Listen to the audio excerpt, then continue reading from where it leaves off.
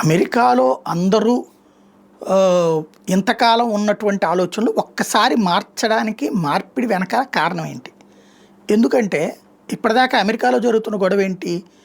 చొరబాటుదారులు శరణార్థులుగా మారుస్తున్నటువంటి వాళ్ళు. సరే, మన దరిద్రులు కూడా కొంతమంది ఈ అక్రమ మార్గాల్లో వెళ్ళి చొరబడ్డారు, ఆ తర్వాత శరణార్థులు అయినటువంటి వాళ్ళని వాళ్ళని దరిద్రులని అంట. ఎందుకంటే లక్షల రూపాయలు తగలేసి అక్రమ మార్గాల్లో వెళ్ళి అక్కడ కాళ్ళు చేతులు కట్టించుకుని దొంగల్లాగా బ్రతికి ఆ తర్వాత వాళ్ళు నీకు ఆశ్రయం ఇస్తే బ్రతకడం ఏంటి? అలాంటోడు చచ్చినా ఒకటే, బతికినా ఒకటే, చచ్చినా ఒకటే.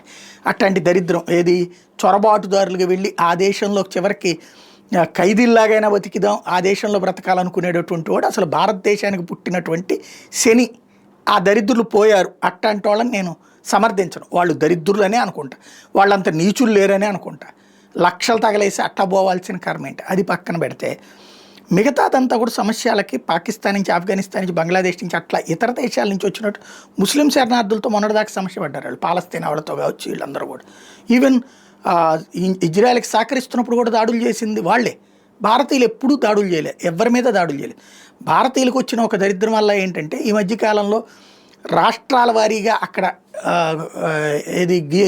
ఏర్పాట్లు చేసుకోవడం, మీటింగులు భాష వారీగా ఏర్పాట్లు చేసుకోవడం, లేకపోతే హీరోల ఫ్యాన్సుల వారీగా ఏర్పాట్లు చేసుకుని దానికి ఉత్సవాలు చేస్తున్నప్పటికీ వాళ్ళకి కోపం వచ్చింది, వాళ్ళకి చిరాకు అనిపించింది, వాళ్ళకి ప్లెజెంట్ వాతావరణాన్ని డిస్టర్బ్ చేస్తున్నారనిపించింది.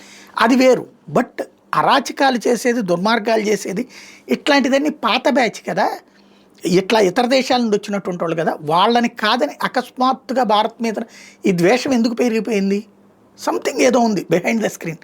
మీడియా అకస్మాత్తుగా హైప్ ఇవ్వడం బిగిన్ చేసింది. భారతీయులు చేసే చిన్న చిన్న సంఘటనలు కూడా పెద్ద పెద్దవిగా చూపించడం, ఎక్స్ప్లాయిట్ చేస్తున్నారు.